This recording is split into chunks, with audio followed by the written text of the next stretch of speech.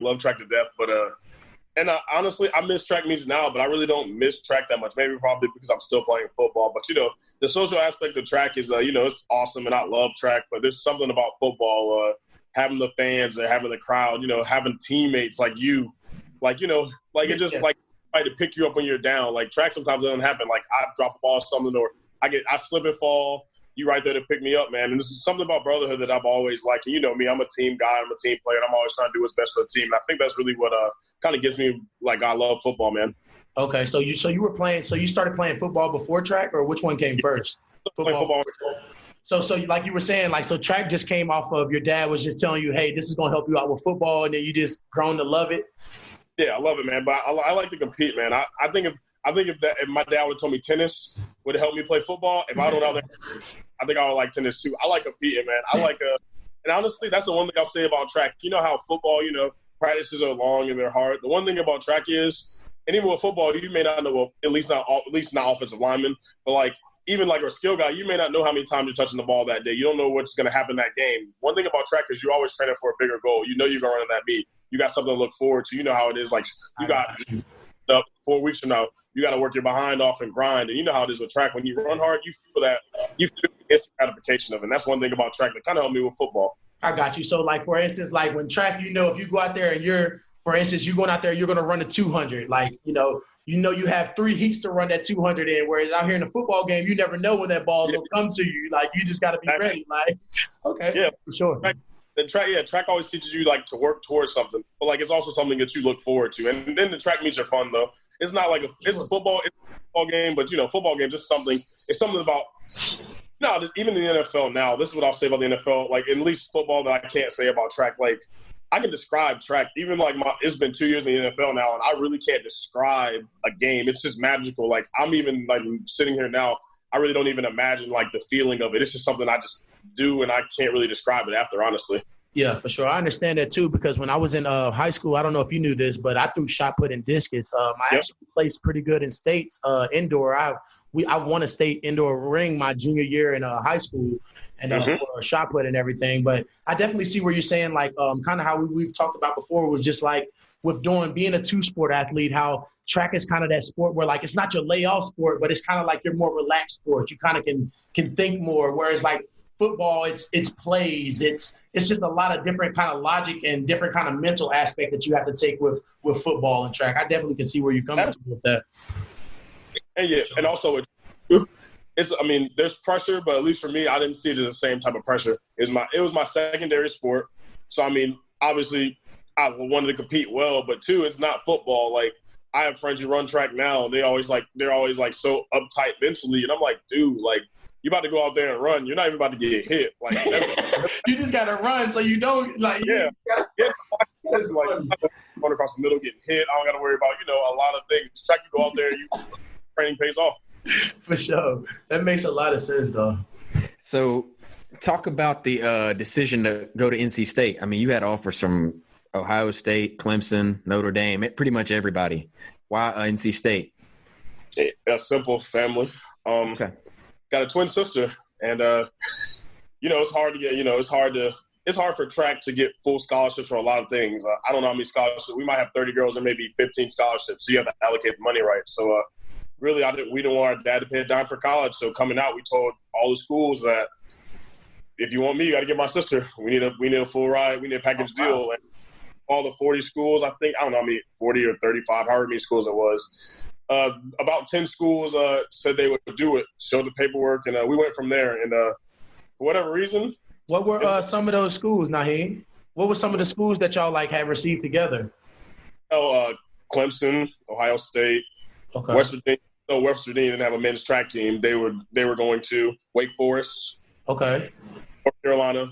And that's really about who I made the decision off of, too. And even ECU, they would allow me to do both. But that's really what it comes down to, just my sister and, just trying to stay close to family. And looking back on it, I'm happy I stayed at home. Just, and being from North Carolina, too, you're in the NFL and you understand that just the connections we made that, like, us being from here, I think it'll help us later on in our playing career, too. So it's not something that I knew would happen now, but looking back on it 5 years later, I'm happy. Yeah, for sure. I can say the same thing with me with UVA. You know, I was committed to UVA, even though we didn't come in the same class. I was committed to UVA, and I decommitted and committed to NC State.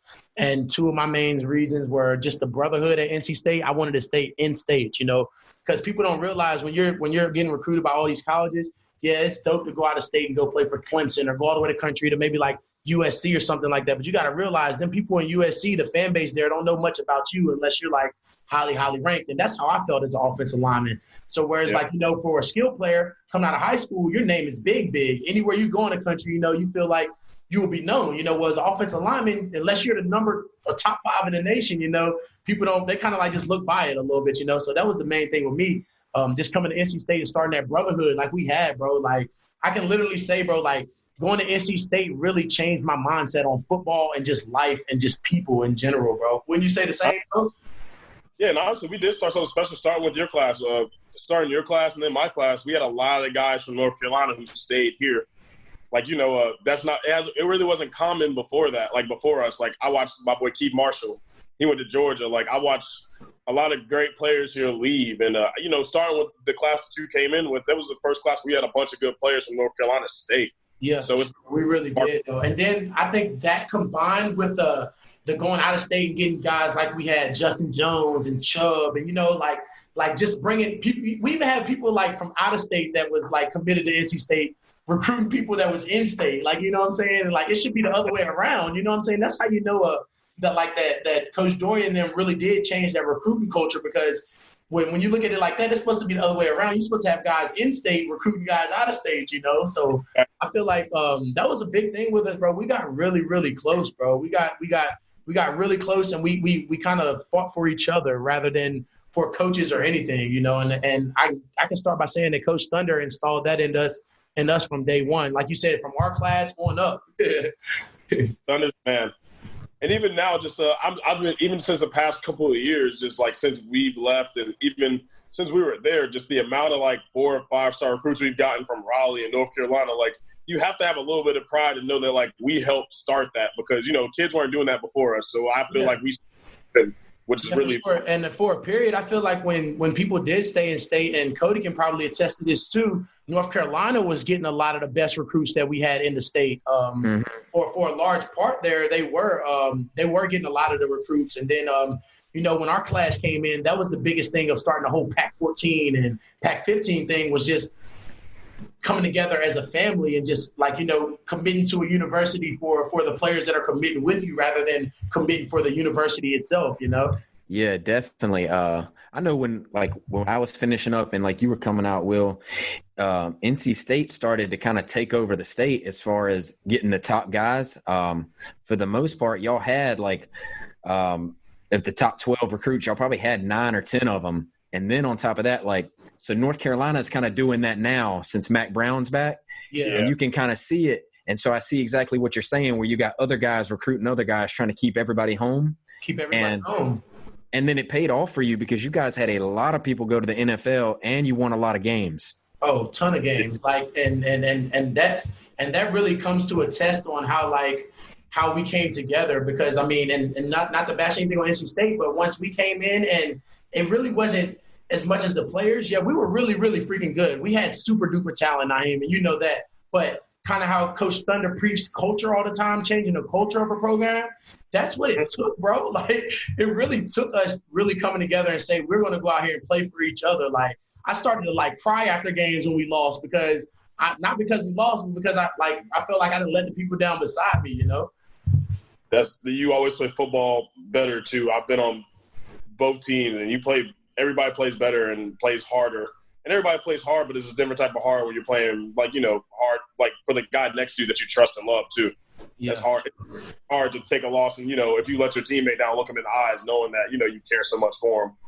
Yeah, for sure. It's definitely like that. And I guess that kind of just brings me to my next question, just to get off of just that little topic for a second. Let's just talk about NC State. Who's like just the most, like with our time there together, like somebody that we both would know, who was just the most likable, funnest, most get along person with on our team, bro? And after you tell me, I'll tell you who mine was and why as well. Player or like just person? Player for sure. First off, I got to shout out Didi. Like, Didi's probably just Didi's the GOAT. He is. Didi is the GOAT. And then for anyone who doesn't know who Didi is, he's our player personnel guy at NC State who just helps us with anything on the field, off the field, family related. Just he's the go-to man for sure. And for the NFL, he talks to you and helps you with that stuff too. Amazing. So Didi. But player-wise, let's see. When I was there are a lot of guys. But, I'll start out with, like, some guys like Maurice Joel and Vernon Greer, those two, and Keith. Those are probably – your dancing buddies. I used to dance.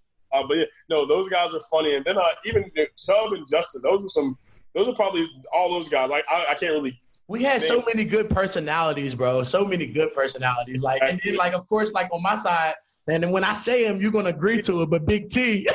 Yeah. My bad, Big T. Hey, look.